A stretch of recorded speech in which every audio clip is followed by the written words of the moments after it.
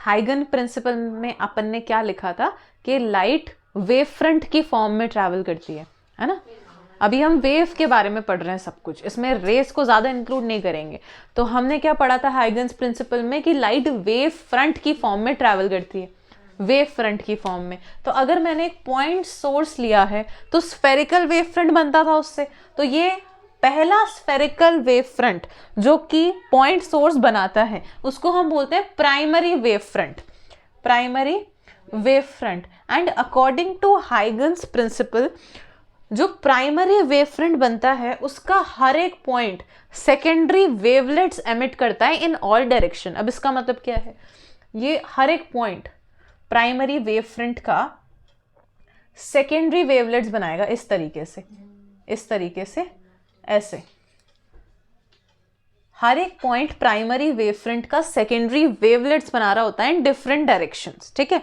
अब अगर मैं इन वेवलेट्स के सेम फेज वाले पॉइंट को ज्वाइन कर लूं एक टेंजेंट की मदद से, एक टेंजेंट बना के मैंने इन सारे पॉइंट्स को ज्वाइन कर दिया, तो ये जो हमारे पास वेव फ्रंट बना है ये होता है सेकेंडरी वेव फ्रंट। ये बात समझ में आ गई। According to Huygens principle source क्या बनाता है, प्राइमरी वेव फ्रंट बनाता है। प्राइमरी वेव फ्रंट का हर एक पॉइंट डिफरेंट डायरेक्शन में सेकेंडरी वेवलेट्स एमिट कर रहा होता है, ये सारी वेवलेट्स है। और अगर हम एक टेंजेंट ड्रॉ करते हैं जो कि इन सारे वेवलेट्स को टच कर रही होती है तो हमें सेकेंडरी वेव फ्रंट मिलता है। ये बात समझ में आ गई। ऐसे अगर मुझे किसी लीनियर सोर्स के लिए बनाना हुआ तो ये मैंने एक लीनियर सोर्स बनाया, इस लीनियर सोर्स का हर एक पॉइंट बोर्ड के पेपर में भी दे रखा था 1 डिग्री मतलब प्राइमरी, 2 डिग्री मतलब सेकेंडरी। पॉइंट सोर्स ये बनाया, पॉइंट सोर्स ने प्राइमरी वेव फ्रंट बनाया। प्राइमरी वेव फ्रंट का हर एक पॉइंट अलग अलग डायरेक्शन में, ये सारी वेवलेट्स हैं, अलग अलग डायरेक्शन में वेवलेट्स एमिट कर रहा होता है। और एक टेंजेंट जो कि इन वेवलेट्स को ज्वाइन कर रही है, इन सारी वेवलेट्स को टच कर रही है, ये वाली जो लाइन बनाई है ना, ये है सेकेंडरी वेव फ्रंट। ये प्राइमरी वेव फ्रंट था, ये सेकेंडरी वेव फ्रंट है और ये सारे वेवलेट्स है। अब आया समझ में? हाँ, ये था पॉइंट सोर्स के लिए। अगर मैं लीनियर सोर्स ले रही हूं तो इसका ये हर एक पॉइंट बनाया मैंने, ठीक है। इसका हर एक पॉइंट क्या कर रहा है, एमिट कर रहा है। हाँ, वेव फ्रंट और वेवलेट्स में डिफरेंस और नहीं आया। ये वेवलेट्स है, छोटे छोटे वेवलेट्स जो कि सारी डायरेक्शन में होते हैं। हाँ, हर एक पॉइंट छोटे छोटे वेवलेट्स बना रहा है जो कि सारी डायरेक्शन में। पॉइंट के ऐसे गोल गोल है। हाँ, ये वेवलेट्स है और ये लाइन वेव फ्रंट है। हाँ, ये पूरा वेव फ्रंट है। Primary wave front, point source जो पहला वेव फ्रंट बनाता है वो प्राइमरी वेव फ्रंट। और इस प्राइमरी वेव फ्रंट का हर एक पॉइंट सारे डायरेक्शन में, ऑल डायरेक्शन में जो बनाता है वो हो गया वेवलेट्स। और इन सारे वेवलेट्स का पॉइंट, सारे पॉइंट्स को टच करते हुए अगर मैंने एक टेंजेंशियल लाइन बनाई है तो ये tangential line secondary wave front होता है। हाँ, आया देखो भी साइड देखो इस चीज का हम यूज करेंगे, प्लेनर वेव फ्रंट है। मैंने बताया था ना, ऐसे इन्फिनिटी से पैरेलल लाइंस आती है तो प्लेनर वेव फ्रंट बनाती है, बताया था। तो प्लेनर वेव फ्रंट को साइड में से देखेंगे तो एक लाइन ही तो दिखेगी। तो ये वेव फ्रंट है, मतलब ये प्राइमरी वेव फ्रंट है। इस प्राइमरी वेव फ्रंट, अब सुन लो वरना कुछ समझ में नहीं आएगा। ये प्राइमरी वेव फ्रंट है तो इस प्राइमरी वेव फ्रंट का हर एक पॉइंट वेवलेट्स एमिट कर रहा है। अब इन वेवलेट्स को मैं ज्वाइन करूंगी ना, हाँ, इनको जब मैंने ज्वाइन किया तो ये क्या बन रहा है, सेकेंडरी वेव फ्रंट बन रहा है। अभी ये हम बार बार बनाएंगे इसलिए मैंने समझाया, इसको नोट कर लो। इसके नीचे लिखा है जो डेरिवेशन से पहले अपन को ध्यान रखने हैं। अभी हाँ, अब इतनी बड़ी कुछ नहीं है, छोटी सी है, बस जो है समझने का है। इसमें एक भी पॉइंट नहीं समझा या नहीं सुना ना तो दिक्कत आएगी फिर। हाँ, अब देखो एक पॉइंट अभी मैंने पीछे ही बताया, ये प्लेनर वेव फ्रंट है। तो प्लेनर वेव फ्रंट का हर एक पॉइंट स्फेरिकल, मतलब हर एक पॉइंट जो होगा वो तो पॉइंट सोर्स की तरह एक्ट कर रहा है ना, तो स्फेरिकल वेव फ्रंट बनाता है हर एक पॉइंट प्लेनर वेव फ्रंट का। एक पॉइंट हमें ये ध्यान रखना है। दूसरा पॉइंट क्या ध्यान रखना है ना, कि जैसे कोई एक पॉइंट बनाया हमने, पॉइंट सोर्स एक स्फेरिकल वेवलेट बना रहा है। अब वेवलेट प्रोपोगेट भी तो करती है इस तरह से। अगर तुम इसको पूरा बनाओ, ऐसे प्रोपोगेट कर रही है ना, पर इतना बड़ा तो हम बनाएंगे नहीं वरना फिर पूरा डेरिवेशन तो इसी में निकल जाएगा। तो मैं इस तरह से रिप्रेजेंट करूंगी, कि ये जो रिपल्स है ना वो फैल रही है, वेव प्रोपोगेट कर रही है इस तरीके से। तो तुम लोग समझ जाना कि पूरा ही सर्कल्स हैं, पर इस तरह से हम प्रोपोगेशन को दिखा। हाँ, ये हमने ले लिया एक मिरर, मिरर से ही होगा रिफ्लेक्शन, तो मैंने एक मिरर ले लिया। मिरर पे इंसिडेंट कर रहा है एक वेव फ्रंट, लिखना नहीं है बिल्कुल भी, अब एकदम अच्छे से समझना है। ये एक वेव फ्रंट बनाया मैंने जो इस पे इंसिडेंट कर रहा है, ये वेव फ्रंट है, ठीक है। ये वेव फ्रंट आया इस पे मिरर पे इंसिडेंट कर गया। अब देखो आज, अच्छा क्या बात कर रहे थे, एक मिरर है उस पे वेव फ्रंट आ रहा है, ठीक है। ये क्या है, इंसिडेंट वेव फ्रंट है, प्लेनर वेव फ्रंट आ रहा है। अब वेव फ्रंट रिफ्रैक्टिंग सरफेस के साथ जो एंगल बना रहा है इसको हम बोल रहे हैं एंगल ऑफ इंसिडेंस। जो इंसिडेंट वेव फ्रंट मिरर के साथ एंगल बना रहा है उसको क्या बोल रहे हैं, एंगल ऑफ इंसिडेंस। पर रे ऑप्टिक्स में हमने क्या पढ़ा था, रे ऑप्टिक्स में हमने क्या पढ़ा था कि ये एंगल ऑफ इंसिडेंस नॉर्मल और इंसिडेंट रे के बीच में होता है, पर यहाँ पर हम किसके बीच में बना रहे हैं, इंसिडेंट वेव फ्रंट और सरफेस के बीच में बना रहे हैं। अब बात नहीं करनी है इसके, मैं कॉर्नर वाले दोनों पॉइंट्स ले रही हूँ। इस पॉइंट को मैंने मान लिया A, इस पॉइंट को मैंने मान लिया B, ठीक है। इस B पॉइंट में कुछ इस तरह से वेव फ्रंट्स बन रही होगी और ये वेव फ्रंट प्रोपोगेट करेगी यहाँ तक, है ना। ये वेव फ्रंट क्या करेगी, आगे बढ़ेगी, तो ऐसे ऐसे ऐसे ऐसे प्रोपोगेट करके एक पॉइंट पे ये मिरर के पास हिट भी करेगी। इस पॉइंट पे मिरर पे हिट कर रही है। इस पॉइंट को मैंने कुछ मान लिया B', जहाँ पर ये प्रोपोगेट करके आ गई है। अब देखो मैंने एक पॉइंट तुमको कल बताया था कि वेव फ्रंट के परपेंडिकुलर डायरेक्शन में रेस ट्रैवल करती है, ठीक है। तो यहाँ पर मैंने एक परपेंडिकुलर लाइन बना दी, ये क्या है, रे की है। परपेंडिकुलर लाइन क्या है, रे है। यहाँ पर से मैंने एक परपेंडिकुलर लाइन बना दी, इसको मैं थोड़ा इस तरह से बनाती हूँ। ये जो रेज है एकदम सीधी यूं बनाएंगे अपन, इस तरह से,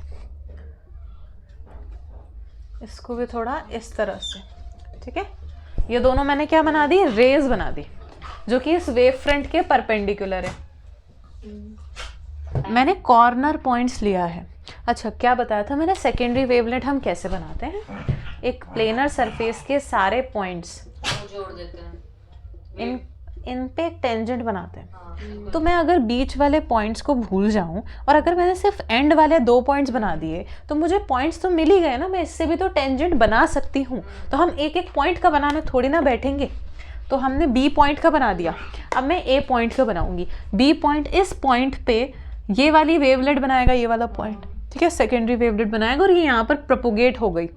इस A पॉइंट में कैसे वेव फ्रंट बनेगी, इस A पॉइंट पे कैसे वेव फ्रंट बनेगी, वेव फ्रंट ऐसे आ रही थी। अगर यहाँ पर मिरर नहीं होता तो ऐसे ही चले जाती, पर मिरर क्या करेगा, इसको यूँ रिफ्लेक्ट कर देगा, तो वेव फ्रंट कहाँ जाएगी, इस तरफ जाएगी, ठीक है। तो इस तरफ जाएगी, ऐसे ऐसे ऐसे ऐसे यहाँ तक जाएगी। तो मैं डायग्राम को घिचपिच ना करने के लिए सिर्फ लास्ट वाला पॉइंट बना रही हूँ, ये वाला पॉइंट, ठीक है। तो यहाँ पर कहीं A' पॉइंट पर वेव आएगी, मैंने A और A' पॉइंट को ज्वाइन कर दिया, ठीक है। ये बात समझ में आ गई। अब देखो T टाइम के लिए मैंने एक टाइम लिया T टाइम के लिए, क्योंकि ये एक सेम मीडियम में है, एयर मीडियम में है, तो एयर मीडियम में स्पीड सेम रहेगी वेव की। वही लाइट की स्पीड c = 3 × 10⁸ मीटर पर सेकेंड स्पीड रहेगी, ठीक है, यही स्पीड रहेगी T टाइम के लिए। तो क्योंकि ये सेम सोर्स में से आ रही है, तो T टाइम में सेम स्पीड लगेगी इनकी, सेम स्पीड रहेगी इनकी, सेम मीडियम में सेम टाइम में। अब देखो अगर मुझे B' का डिस्टेंस लिखना है, B' वाला डिस्टेंस लिखना है, दोनों को सेम टाइम लग रहा है और दोनों की ही स्पीड सेम है, तो B' speed = distance upon time वाले फॉर्मूले से टाइम को इधर ले जाएंगे तो स्पीड मल्टीप्लाई बाय टाइम हो जाएगा। तो मैं इसको स्पीड मतलब speed of light into time T लिख सकती हूँ, B' वाले डिस्टेंस को। ऐसे ही अगर मुझे A' वाला डिस्टेंस लिखना है तो टी टाइम के लिए ये भी सेम मीडियम में है तो सी ही स्पीड होगी इसकी, ठीक है। इसको मैंने इक्वेशन 1 मान लिया, इसको मैंने इक्वेशन 2 मान लिया। अब इस पॉइंट जहां तक ये वाली वेव फ्रंट पहुंच गई और जहां पर ये वाली वेव फ्रंट पहुंच गई, अभी अभी मैंने बताया उन पे टेंजेंट ड्रॉ करते हैं तभी हमें फाइनल पोजीशन पता चलेगी टी टाइम पे। तो इस पॉइंट पे और इस पॉइंट पे मैं एक टेंजेंट ड्रॉ कर रही हूं, ठीक है। ये क्या बनाई हमने, एक रे ऑफ लाइट बनाई। ये सब क्या थी, वेवलेट्स थी। तो ये एक रे ऑफ लाइट है जो कि वेवलेट के परपेंडिकुलर है, मतलब यहाँ 90 डिग्री एंगल बन रहा होगा, यहाँ 90 डिग्री एंगल बन रहा होगा क्योंकि ये वेवलेट्स के क्या है, परपेंडिकुलर है। सिमिलरली ये वाली लाइंस भी वेवलेट के परपेंडिकुलर थी तो यहाँ भी 90 डिग्री एंगल बन रहा होगा। और अगर हमें कॉन्ग्रुएंसी का रूल पता है, यहाँ लिख देती हूँ मैं टी टाइम के लिए, और स्पीड ऑफ लाइट हो गई 3 × 10⁸ मीटर पर सेकेंड, ठीक है। इस ट्राइंगल में और इस ट्राइंगल में क्या क्या चीजें इक्वल है, राइट एंगल, इनकी हाइपोटेनियस कॉमन है। इस ट्राइंगल को देखो और इस ट्राइंगल को देखो, क्या इनमें सेम हाइपोटेनियस आ रही है। इस राइट एंगल के सामने वाली साइड, इस राइट एंगल के सामने वाली साइड, हाइपोटेनियस सेम है दोनों की। और साथ में अभी अभी मैंने बता दिया कि बी बी डैश भी सी इंटू टी के इक्वल है और ए डैश भी सी इंटू टी के इक्वल है। तो बाय इक्वेशन 1 एंड 2 हम बोल सकते हैं कि B B dash is equals to A dash हो जाएगा, मतलब ये A dash B B dash के इक्वल हो गई। तो राइट एंगल हाइपोटेनियस साइड वाले क्राइटेरिया से क्या दोनों को कॉन्ग्रुएंट प्रूव कर सकते हैं बाय RHS रूल, ठीक है। तो मैं पहले इन दोनों ट्राइंगल्स का नाम लिख रही हूँ। इन ट्राइंगल, इस ट्राइंगल का नाम क्या है, A B B dash, A B B dash, and triangle इस वाले का A dash B dash, A dash B dash. दोनों में एक तो right angle A B B dash, angle A B B dash किसके इक्वल है, इस वाले के A dash B dash, angle A dash B dash जो कि क्या है 90 डिग्री है, ठीक है। और ये hypotenuse A B dash common है, A B dash is equals to A B dash क्या हो गई, कॉमन हो गई। और B B dash is equals to A dash जो कि हम इधर प्रूव कर चुके, ठीक है। A dash is equals to B dash proved above. तो by RHS rule, by RHS हम क्या बोल सकते हैं, triangle A B dash is congruent to triangle A dash. थोड़ा सा इधर शिफ्ट करके लिख देती हूँ।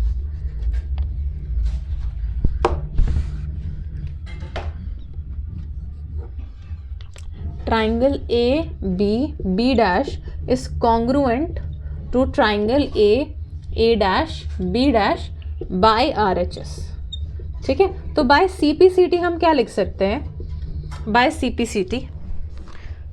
अच्छा, अगर हम इसको ध्यान से देखें ना तो ये वेव फ्रंट की जो फाइनल पोजीशन है वो यहाँ पर आई है।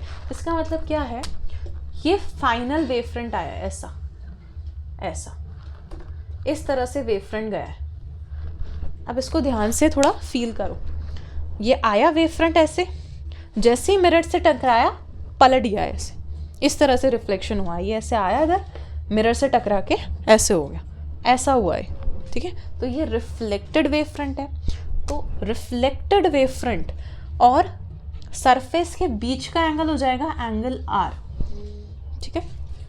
इस ट्राइंगल के लिए इंसिडेंट एंगल ये हो गया और इस ट्राइंगल के लिए रिफ्लेक्टेड एंगल ये हो गया। तो बाय CPCT मैं बोल सकती हूँ ये वाला एंगल इस एंगल के इक्वल हो जाएगा, मतलब angle I is equals to angle R हो जाएगा।